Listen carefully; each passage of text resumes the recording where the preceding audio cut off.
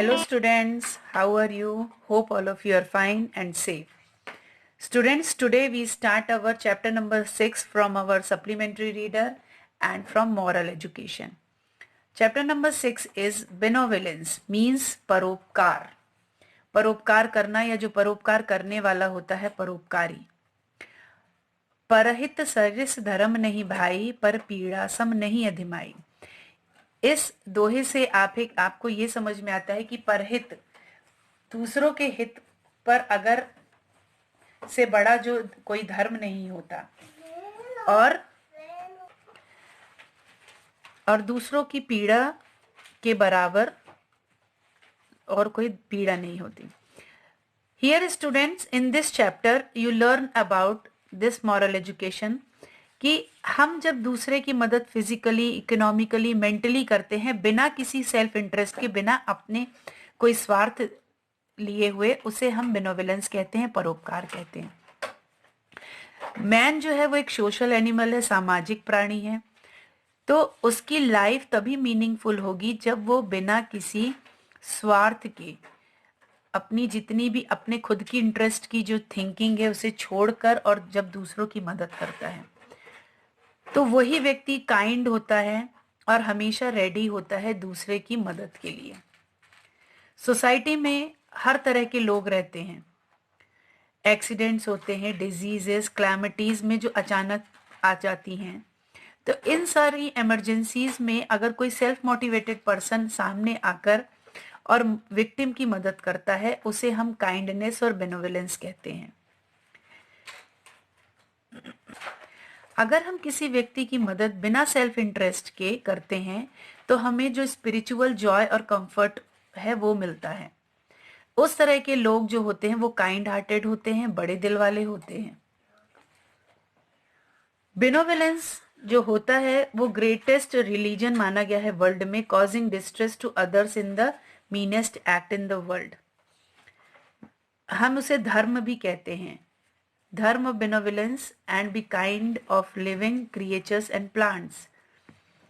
यहाँ पर आपको एक और दोहा दिया हुआ है. परोपकाराय फलंति वृक्षाः, परोपकाराय वहन्ति नद्यः, परोपकाराय दुहन्ति गावः, परोपकारार्थम इदं शरीरम. कि जिस तरह से वृक्ष होते हैं वो हमें फल देते हैं, वो एक परोपकार है, क्योंकि वो अपने फल खुद नहीं खाते, वो दूसरों को देते हैं. नदी बहती है लेकिन वो अपना जल स्वयं नहीं पीती, वो भी परोपकार करती है. गाय जो है वो दूध देती है और वो दूध अपना खुद नहीं पीती, ये भी परोपकार आए है. तो परोपकार तभी सार्थक है जब हम दूसरों के लिए करते हैं. जब हम दूसरों के लिए कोई काम करते हैं वो तभी सार्थक होता है. Here students, one inspiring incident is given to you. एक बार एक जो लड़का रहता है वो अपनी कैटल्स को रेलवे ब्रिज के पास में चरा रहा होता है. वो देखता है कि ब्रिज जो है वो जल रहा होता है. वो लड़का इतना यंग है कि वो समझ जाता है सारी चीज़ें. तो वो सोचता है कि ब्रिज जल रहा है और उसके ऊपर से ट्रेन क्रॉस होगी तो उसमें हंड्रेड्स ऑफ ट्रैवलर्स जो हैं वो अपनी लाइव्स खो देंगे. तो उसने अपने आप से कहा कि मुझे उन्हें प्रोटेक्ट करना है. उसने अपने स्कूल में अपने टीचर से बेनेवोलेंस, इम्पोर्टेंस ऑफ बेनेवोलेंस के बारे में पढ़ा था. तो उसने सोचा कि मुझे कुछ करना चाहिए इनकी लाइव्स को सेव करने के लिए. और वहाँ पर उस समय कुछ भी नहीं था.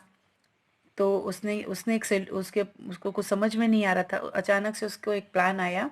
वो रेलवे ट्रैक पे खड़े होके और ट्रेन को अप्रोच करने लगा कि ट्रेन रुक जाए.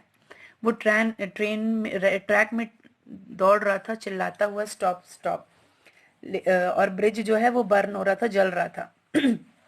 Stop the train. लेकिन ट्रेन की आवाज के कारण बहुत ज्यादा नॉइस था तो उसकी आवाज कोई सुन नहीं पा रहा था.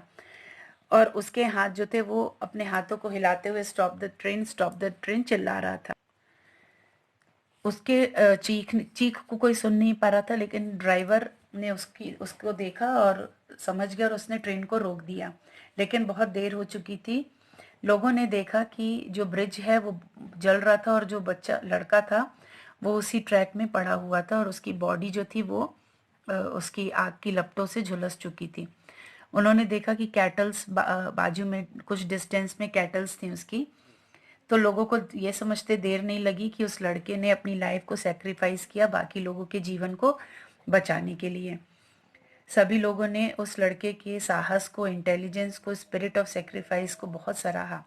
फिर रेलवे बोर्ड ने उस लड़के को ऑनर करने के लिए उसके पेरेंट्स को प्रोवाइड किया असिस्टेंस, और जिससे हमें ये सीख मिलती है कि वो हमें हमेशा हर परिस्थिति में लोगों की मदद करनी चाहिए. So this one is the first one inspiring incident of benevolence, students. In next video, I explain you the second incident and we are doing the exercise.